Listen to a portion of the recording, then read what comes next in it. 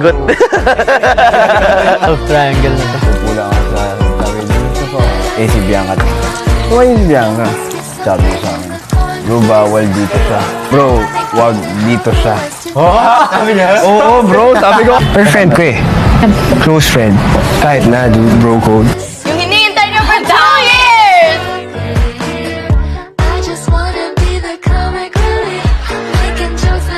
Pero si Kira talaga physical lang. Pero sa personality bro, sino yung type?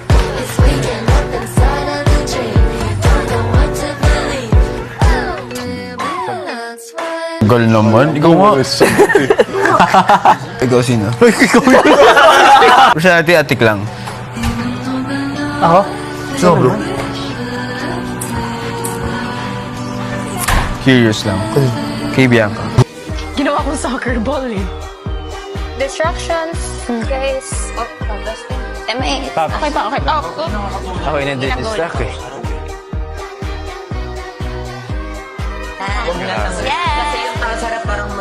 Boss sikap, boss mahal. Mapagmahal. Time na talaga, bro. Kaya yan, kaya yan. Malay mo. Wala. Pero support ako. Alam mo naman. Nagulat lang ako na. Matutuwa pala ako sa ganyang personal. Yes, distract. Never ako na nagkaingot sa expose sa tayo.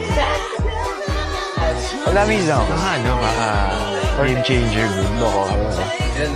Sabi mo, try lang.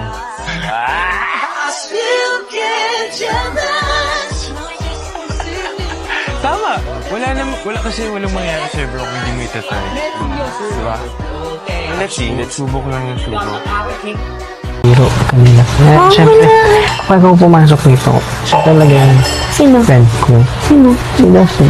Parang sinasadya nilang sabihin sa harap ko na mag-followan sila ni Michael. Di ako sanay 100% sa mga ganong klaseng babae. Na-hurt ka lang? Di naman ako na-hurt. Di ako na-hurt. Medyo nagising lang ako. Wala akong pake pero magkaka-apekto yun sa tingin ko sa'yo. Ganyan ka pala. Happy ako na na-realize mo yung mga mistakes mo. Hindi ko lahat. Yan, sorry.